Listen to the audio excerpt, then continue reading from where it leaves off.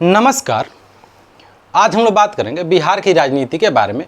आज हम लोग बात करेंगे लालू प्रसाद यादव का जो शासनकाल रहा उसके बारे में हम लोग बात करेंगे, क्योंकि वर्तमान तो छोड़िए, लगभग 20 साल से जो आरजेडी है ना सत्ता से बाहर है। 20 साल से आरजेडी सत्ता में नहीं है।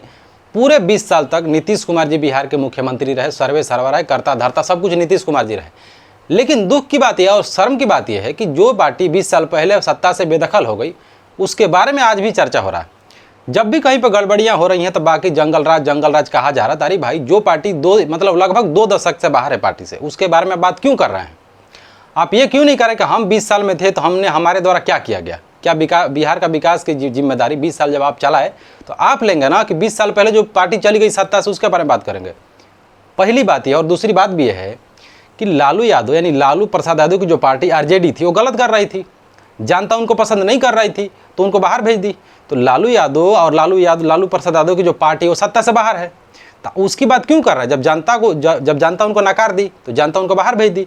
तो जो पार्टी सत्ता में है ही नहीं उसके बारे में बात क्यों कर रहा है? और 2 दशक से बिहार को आप चला रहे हैं, आप किस मुंह से बुराई कर रहे हैं? 10 साल से जिस सत्ता के साथ आपका गठबंधन उसके बारे में आप क्यों नहीं बोल रहे हैं? नीतीश कुमार पे क्यों नहीं आप लोग बोल रहे हैं? मुख्य बात हम लोग करेंगे, आखिर क्यों लालू प्रसाद यादव चुभ रहे हैं। देखिए, भारतीय इतिहास में 2-3 नेता बहुत ज़्यादा चुभते हैं उत्तर भारत की अगर बात करेंगे। पहला है मायावती, कांसीराम, और तीसरे पे आते हैं इनका नाम लालू प्रसाद यादव। मुलायम सिंह भी चुभते हैं लेकिन लालू प्रसाद यादव ज़्यादा चुभते हैं, क्योंकि लालू प्रसाद यादव नेता नहीं थे। लालू प्रसाद यादव सोशल रिफॉर्म यानी समाज सुधारक रहे। उनका जब योगदान पढ़ेंगे ना समाज में, और बिहार के समाज में बिहार का अम्बेडकर कहा जाता है। लालू प्रसाद यादव को बिहार का अम्बेडकर कहा जाता है। आप समझ लीजिए किस स्तर का इनका योगदान होगा कि अम्बेडकर की उपाधि दी जा रही है। इतना ही समझिए ना। लालू प्रसाद यादव, उस पर भी हम लोग बात करेंगे। लालू प्रसाद यादव दलितों की बस्ती में जाते थे। जो बच्चों का बाल कटवाने का अधिकार नहीं था, किसी का हिम्मत नहीं था ना कि दलित का बच्चा कोई बाल काट दे, नाखून काट दे, साबुन से नहवा दे, नहाने तक का अधिकार उतना अच्छा से नहीं था। औपचारिक रूप से अगर बात करेंगे तो ये जाते थे दलित बस्तियों में, बैठ जाते थे और उनको साफ सफाई पे ध्यान देते थे, बाल कटवाने पे ध्यान देते थे। इतना ही समझ जाइए कि लालू प्रसाद यादव इतने विजनरी नेता होंगे, इतने बड़े समाज सुधारक रहे कि इनका एक नारा है, उस पर हम लोग बात करेंगे। चरवाहा विद्यालय बनाया गया था। इनका एक नारा है, उसमें कहते हैं कि हे गाय चराने वालों, भैंस चराने वालों, सुअर चराने वालों, कागज़ चुनने वालों, मतलब पढ़ना लिखना सीखो, पढ़ना लिखना सीखो। कितना बड़ा नारा था, उस पर हम आपको बताएंगे। दुख की बात है और शर्म की बात है कि बिहार की समाज एक अपर कास्ट के जो लोग थे, अपर माइंड सेट के जो लोग थे, जो होता है ना कि एक डोमिनेंट कल्चर के जो लोग थे, वो कहते थे कि लालू, पहले तो इनको ललुआ कहा जाता है। आज भी लालू प्रसाद यादव चुभते हैं इसलिए थोड़ी कि वो मुख्यमंत्री रहे।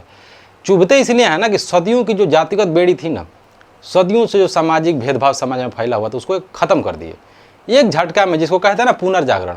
मतलब इसीलिए मैं कहता हूँ लालू प्रसाद मतलब उत्तर भारत में कोई सबसे बड़ा नेता माना जाता है और जिसकी सबसे ज़्यादा आदर्श माना जाता है किसी नेता को, तो लालू प्रसाद यादव है। जो उनका योगदान है ना, शायद बिहार की राजनीति तो छोड़िए, उत्तर प्रदेश की राजनीति में कोई वो स्थान नहीं ले सकता, कोई नहीं ले सकता। जो स्थान लालू प्रसाद यादव का है ना, वो कोई नहीं ले सकता। हम लोग चरवाहा विद्यालय पर भी बात करेंगे, क्योंकि उस कंसेप्ट को जब लाया गया ना तो लोग इतना बेइज्जत किए, इतना बदनाम किए लालू प्रसाद यादव को, इतना ये लोग बदनाम किए। पता है क्या कहते थे? ललुआ। पहले तो इनका नाम ललुआ कहता था सब। अहिरा जो भाषा है ना, यही चुभता है ना। लालू प्रसाद यादव की छवि नहीं छुपती है, जो इनके द्वारा काम किया गया ना वो ज़्यादा चुभता है। और गरीबी तो उस स्तर से है लालू प्रसाद यादव कि लोग कहते हैं कि भारतीय इतिहास में, पूरे भारतीय इतिहास में उतना गरीब नेता कोई नहीं दिखता है, उतना गरीब नेता कोई नहीं दिखता है। सोच रहा है जिसका बेटा मुख्यमंत्री बना, उसके दरवाजे पर पीने के लिए अच्छा लोटा ना हो, रहने के लिए छप्पर है, मड़ई है, पीने के लिए पानी नहीं है, कुआं से पानी उनकी माताजी भर के लाती थी। बहुत लालू प्रसाद यादव का जो स्ट्रगल है ना समाज के प्रति बहुत है। कोई कुछ भी कहे, स्पेशली बिहार में अगर सामाजिक परिवर्तन का जनक किसी को कहा जाता है, लालू प्रसाद यादव को ही कहा जाता है।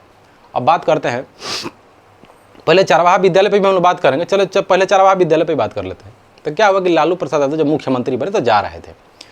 बात यह है ना कि लालू प्रसाद यादव हमेशा दलितों को, पिछड़ों को अपने मेन स्ट्रीम में लाना चाहते थे। मुख्य बात है कि मेन स्ट्रीम में लाना चाहते थे और वो हर प्रयास करना चाहते थे जिससे कि जो दलित जातियाँ हैं मेन स्ट्रीम में आ जाएं, और बहुत प्रयास किए। अब इतना ही समझ लीजिए कि जो जातियाँ सदियों से खड़ा होकर मंच के बाहर प्रोग्राम देखती थी, जैसे चमार हो गए, दुसाध हो गए, भंगी हो गए, धरिकार हो गए, मुसहर हो गए, डोम हो गए, मांझी हो गए। जीतराम मांझी देख रहे हैं ना, उनको ऐसा बात नहीं बोलना चाहिए था। क्यों? क्योंकि वो खुद 96 से 2005 तक लालू प्रसाद यादव के साथ रहे। 96 से 2005 जोड़ लीजिएगा कितना साल तक रहे।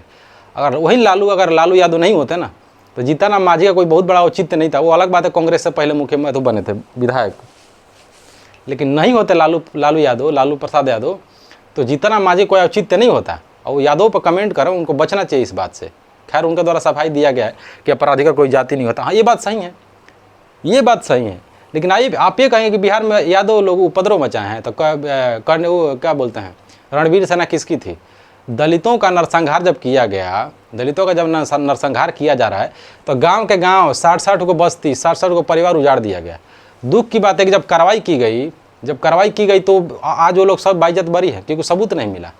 तो जाति के नाम पर जो जाति नरसंहार करी है उसका तो नाम आप ले नहीं रहे हैं, ले रहे हैं यादवों का नाम। तो यादव चुप रहा ना, बात ये है और कोई बात नहीं है। इनको पता है कि जिस दिन वो सत्ता में आ जाएंगे ना तो सीधा करके रखना सीधा कैसे किसी को रखा जाता है ना, वो यादवों से ज़्यादा कोई नहीं जानता है।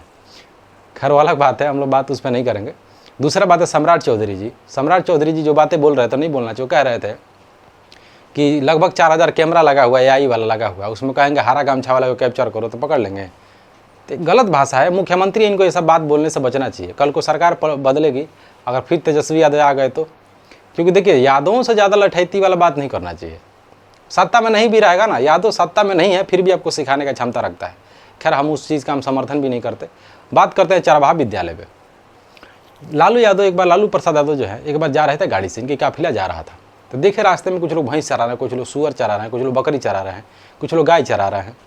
इनके अंदर एक आइडिया आया कि हम एक नया काम करते हैं कि चरवाहा विद्यालय का कंसेप्ट लाते हैं और चरवाहा विद्यालय हम बनाएंगे।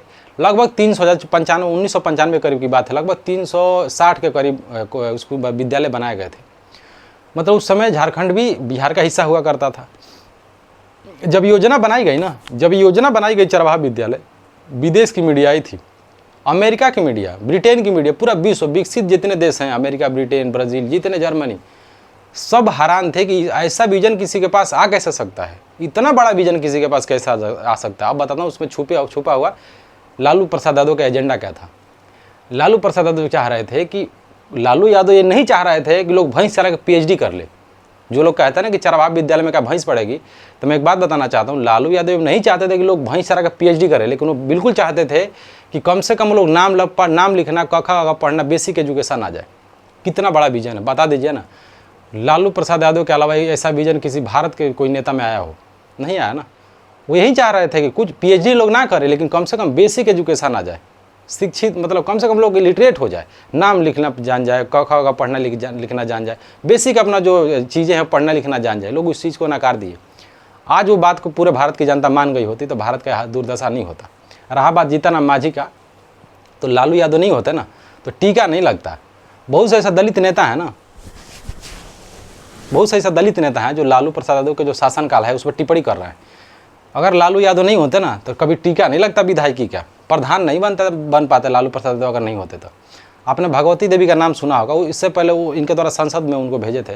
खैर वो 12 चट्टी से एक बार विधायक भी रह चुकी हैं। बहुत मतलब बहादुर महिला रही, मतलब वो ईंटा पाथने का काम करती थी, पत्थर तोड़ने का काम करती थी भगवती देवी को। ये पढ़िएगा, संसदीय भाषण जब आपको सुनेंगे तो आप आश्चर्य रह जाएंगे।